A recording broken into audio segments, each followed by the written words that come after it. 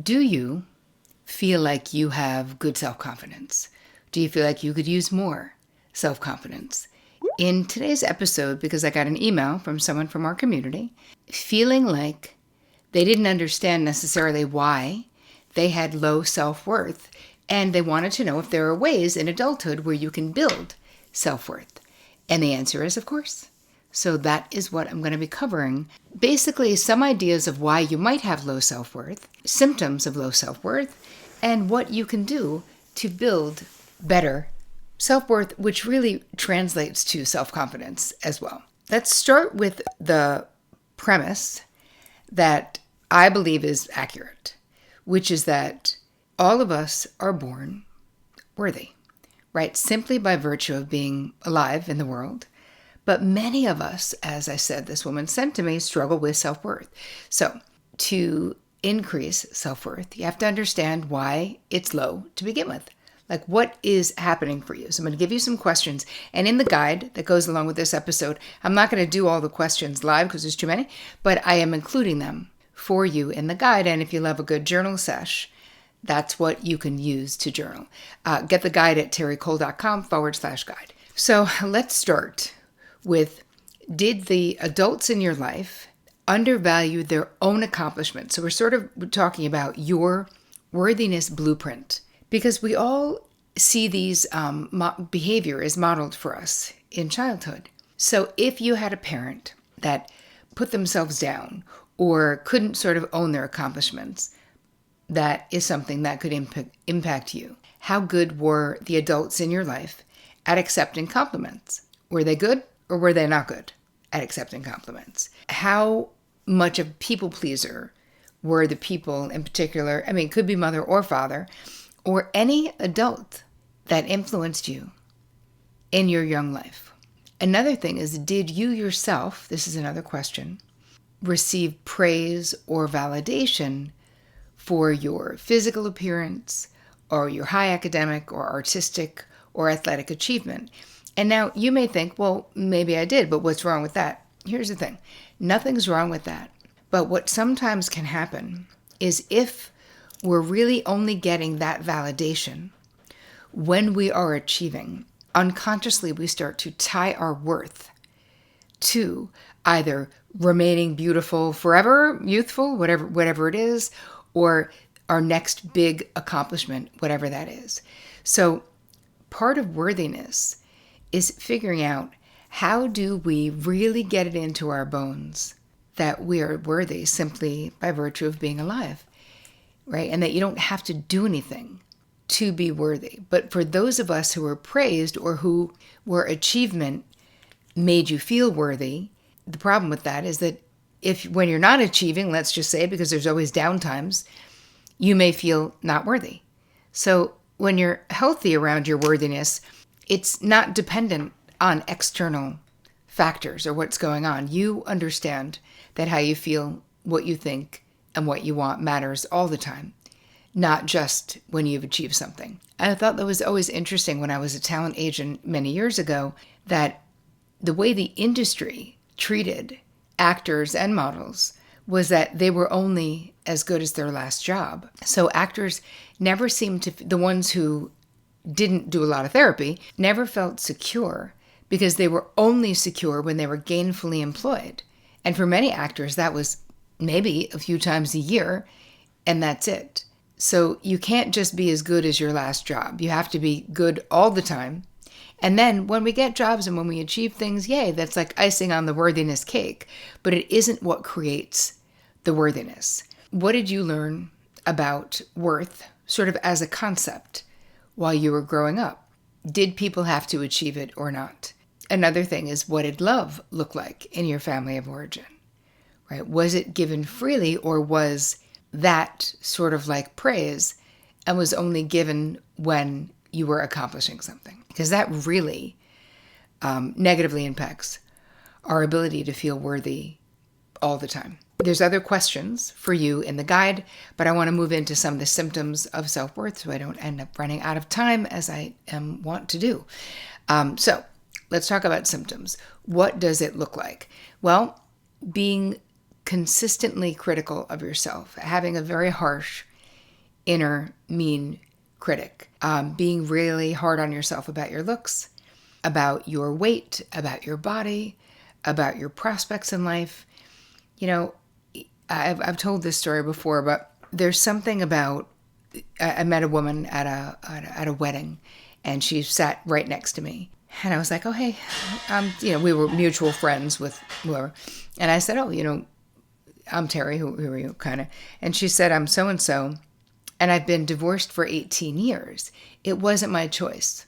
And I was like, wow, you want to talk about someone who is still tying their worthiness to something they feel is a failure, to a perfect stranger. I didn't even know this person. I ended up talking to her throughout the wedding, but it just was so obvious that was such an injury to her worth, getting divorced. Anyway, long way around the barn to get back to being a constant critic of yourself can be one sign of low self-worth. Too much approval seeking. And let's make a distinction here, right? If you are frequently looking for validation outside of yourself, feeling that your worth is dependent on what other people think or other people's approval of you.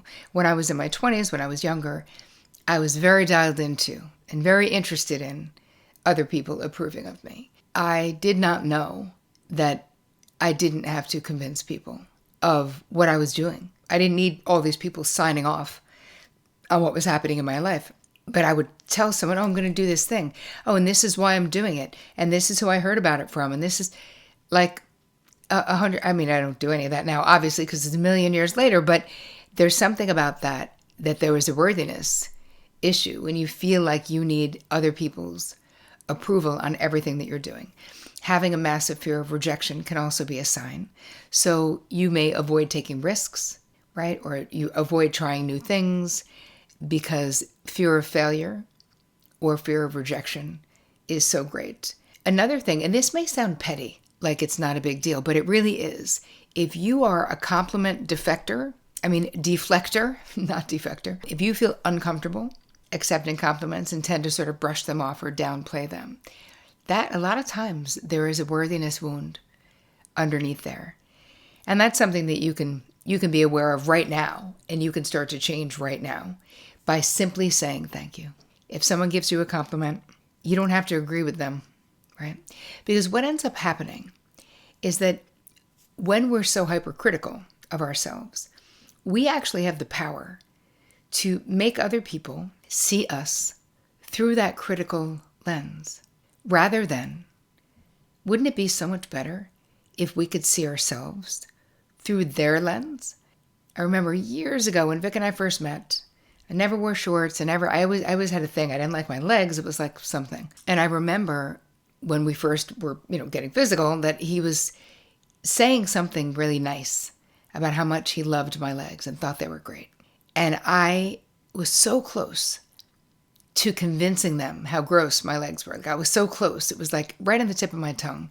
But I had decided with this relationship, I was going to do everything different. I was going to be really mindful. I was going to be super honest.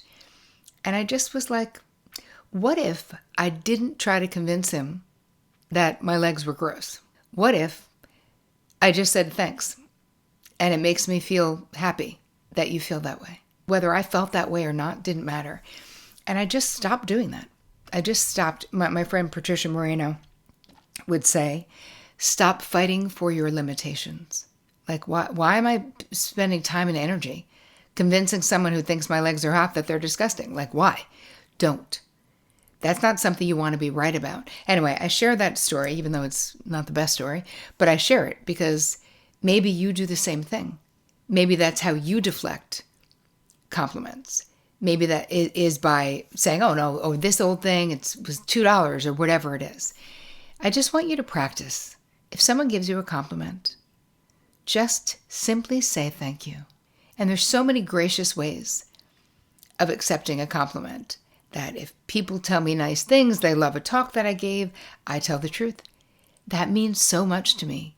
I've really worked hard on it because I can promise you any talk I've ever given, I have really worked hard on, right? So why not give the person the joy of giving you the compliment by actually receiving the compliment?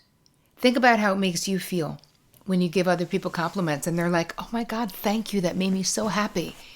Doesn't it make you feel good? Well, it goes both ways. So there really is something a little bit stingy. I used to say, because my mother said this to me many years ago when I was bad at accepting compliments. She was like, a compliment is like a gift. And I want to know, if somebody handed you a little blue Tiffany's box, would you take that gift and throw it on the floor and stomp on it, no matter what was in it? And I was like, of course not. And she was like, well, think about it that way when people give you compliments. You should receive them gracefully, whether you agree or not. The same way we receive a present graciously, whether it's exactly the thing we would buy for ourselves or not. We don't say that the moment someone hands it to us, correct? Correct. Okay. I went off script. Moving back to other symptoms of low self-worth is being hypersensitive to criticism. So any form of criticism, if it feels intensely personal, where you're like, wow, even if it's constructive, that is because the shakiness of the inside, right? When you are not positive about your worth, someone giving you criticism shakes how you feel about yourself. And when you're solid in your worth, someone giving you criticism, I love constructive criticism now, right? And if someone gives me criticism, but to me, I know it's not true, it doesn't shake me. I don't love it if it hurts someone's feelings, but it's not the same as feeling like you must change their mind about it. Success tied to worth, right? So you believe that your value is tied to your achievements and struggle to feel worthy without the accomplishments, which we talked about at the top. Comparative mindset. So what do we say? Compare and despair, baby. Comparison is the thief of joy. Oh my God, there's so many sayings about do not compare yourself to other people, because it really just sucks. And we're all on our own timeline and we're all doing our own thing. But if you're constantly doing that, that is a sign of low self-worth. If looking at them makes you feel inadequate or you compare yourself to them. Another thing that speaks to low self-worth is past regrets, like dwelling on past mistakes or failures, sort of ruminating, struggling to let it go, frequently replaying them in your mind. Another thing is social approval dependence, like how much likes, follows, social media, like does your online presence equate to you feeling worthy, as opposed to if something doesn't land, does that really make you feel unworthy? And I think that the last one here is fear of authentically sharing yourself with others, right? Worried about judgment or criticism. So if you are struggling with low self-worth, it can be hard to be the only voice in the room that's telling the truth about what you see or what's going on. Or if you're in a room full of people who disagree with you, it's hard. It's risky on social media too, especially in the climate that we live in. But there's something about, the only thing that we want from you, what the world needs from you personally, is your authenticity. Because that is literally the only thing that makes you uniquely you, which is what we need. So what can you do? Let's talk about this. And again, you guys, I'll put all of these in the guide. So terricole.com/guide. We have to speak kindly to ourselves. It starts with that internal dialogue. So I'm going to give you a thing that you can do for 24 hours. Every time that you have a mean or critical thought about yourself, you're going to put a little hair tie around your wrist and you're going to snap it. Not so hard that it bruises, but just so that you're going to snap it enough to sort of snap you back to this time reality, this continuum, and you're going to replace that negative self-talk or that criticism with something that feels okay for you to say. You could say, I am worthy as I am. I'm good enough. I don't need to work for love, whatever feels right to you. But I love the idea of replacing that. It's important to make a note too, of like, when is this happening? Is it when you're with certain people? Is it when you're at work? Does it happen more at home? Like really sort of tracking when your inner critic gets really jacked so that you can try to understand what is happening there. Reparenting yourself is the second thing to think about, which is just kindness. Like be a good parent to you. And maybe it's the good parent you didn't get, because all of us didn't get something from our parents, but just treat yourself like a beloved, right? Give yourself the gift of your own attention and put yourself first. Prioritize how you feel. And that may be a big change for you.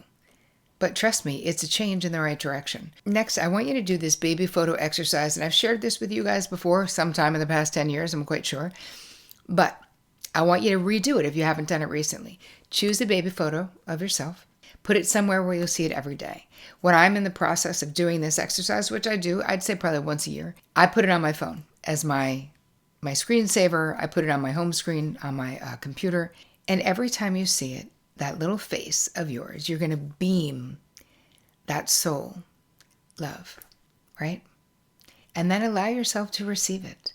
But when you look at your little face as a little kid, you know there is nothing that little kid needs to do to be worthy of love. She or he or they are worthy right effing now. Like, think about babies. No baby needs to make me dinner for me to think they're worthy. They don't do anything but eat, poop, pee, cry. And we think they're the most worthy things in the world, right? Because they are. And that little baby is you. So don't forget that.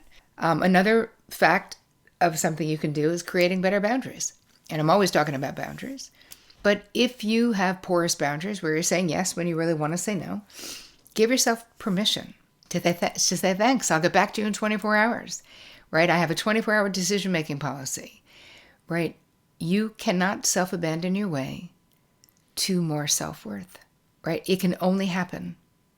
It's an inside job, but it only happens from prioritizing how you feel, what you think, and what you want.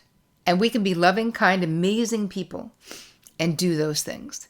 And the last thing I want to say is get involved with a group.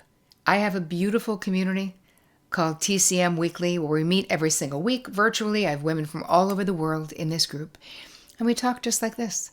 And we talk about worthiness and love and boundaries and father wounds and mother wounds and mental health stuff and fun and makeup and aging and laughing and menopause. I mean, we talk about all the things.